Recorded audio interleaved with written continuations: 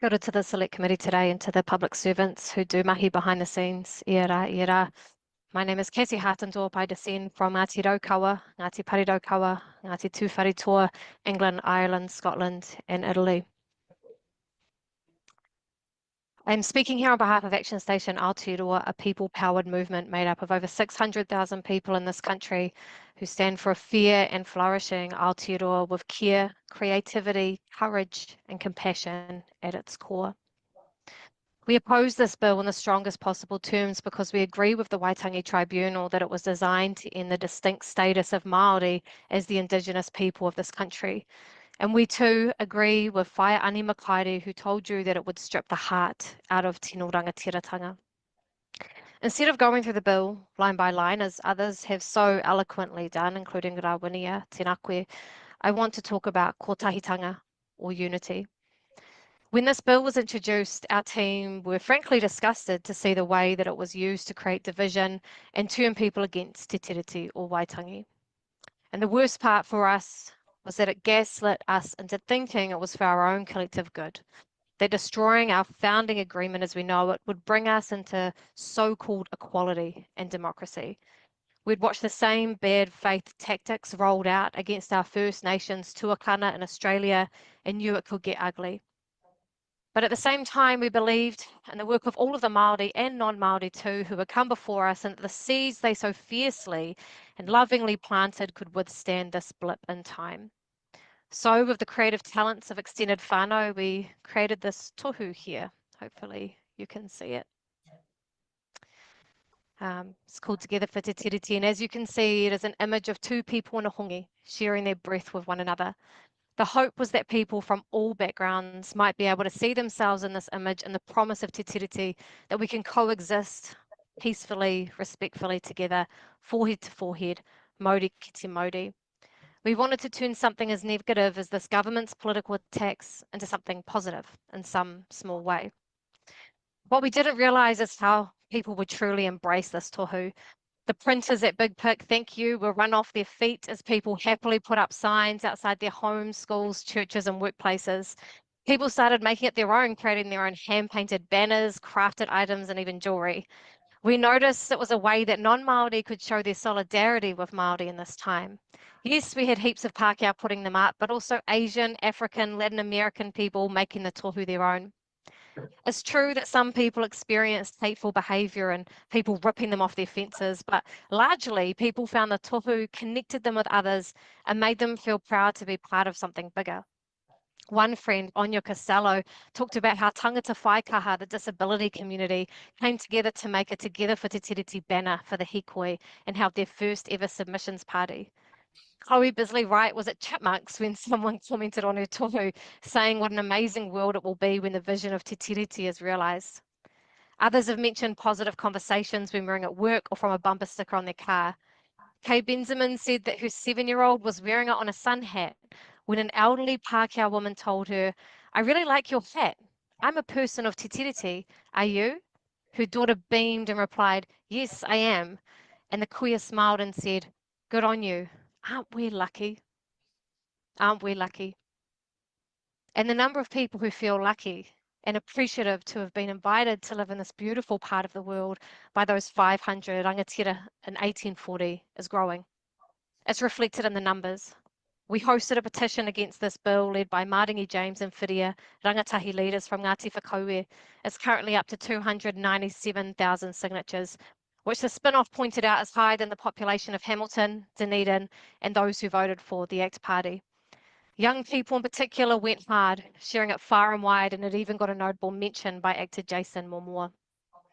Recent polling by the Human Rights Commission found that the majority of New Zealanders, at 72%, agree that harmonious race relations through honouring Te Tiriti o Waitangi is important for our future, and that's up 6% in just a year, in this past year actually.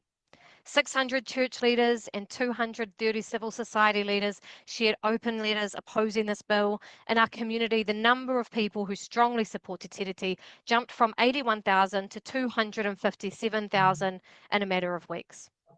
In a country where colonisers smoothed the dying pillow of our tupuna, made us a minority in our own whenua, and built structures that quietly smothered us, These numbers mean something. And of course, behind the numbers are hundreds of thousands of stories of unity. I was blessed to support mana whenua in Te Upoko o Te Ika to receive the hikoi mo te tiriti as it arrived outside where some of you sit now. The tikanga te kahu o te raukura kept around 100,000 people safe. The kotahitanga was so tangible, you could taste it. I can only imagine what the late Kingi Tuheitia might have thought of that moment. As Helen Potter told me, it was like walking into the future. And everyone had their own story of how they came to be there, why they braved the crowds or the traffic or the nerves to choose to be together. I know of groups who united for this moment after decades of disconnection or even conflict. Harms between us were healed in the hot sun and the misty mornings. Hundreds of thousands of expressions of kotahitanga. And of course, this government will forever be remembered for choosing to cause the division that sparked off our unity.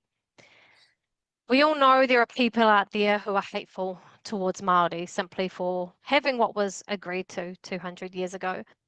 There are also some who are afraid of change, perhaps subconsciously living the adage of fear that Māori will treat their colonisers the same way we have been treated. We won't.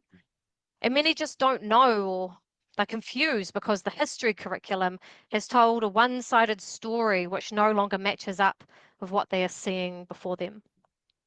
But the parties in our current government are not afraid or ignorant or confused. In fact, for many of you, I don't even think that you're particularly hateful. You're worse than that. You are deliberately using those motions for your own political ends, for cheap votes, to get rid of the parts of Te Tiriti that no doubt stand in your way. Everyone has noticed how quick the National Party and New Zealand First have been to distance themselves from this bill once the pressure ramped up.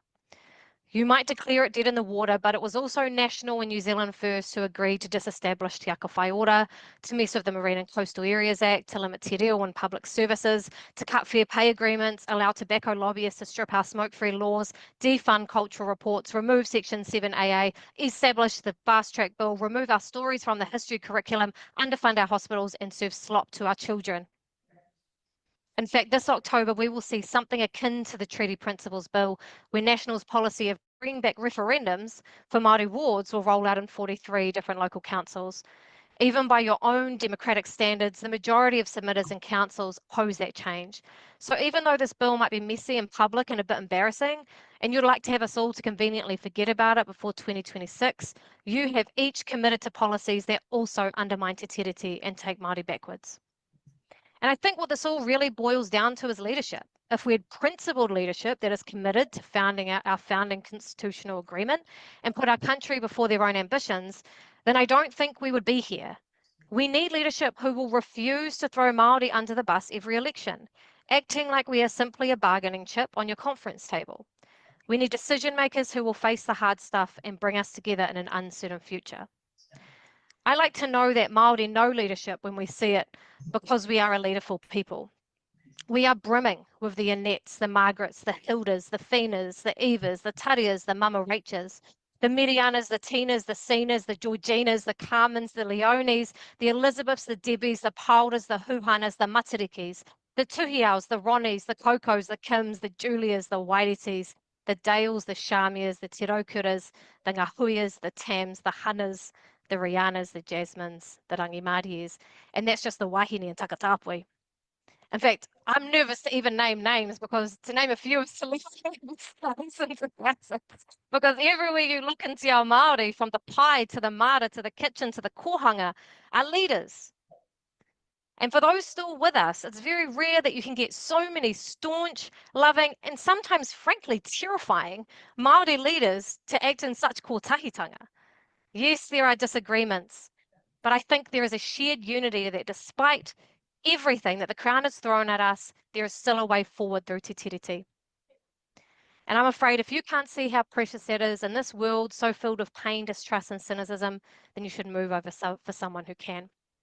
And in the words of Moana Jackson, who by the way believe takatapui are mokopuna, being brave can sound like a difficult thing to do, but I look back in the history of our people, and particularly since 1840, and if there's anything that has marked the survival of our people and the flourishing of our people, it's that we have been brave. It's time for us all to be brave now, not just on this bill, but as a nation and all the bills. Toi tu te tiriti, toi tu te whenua, toi tu he whakaputanga, toi tu te mātiki mai. Kia ora mai.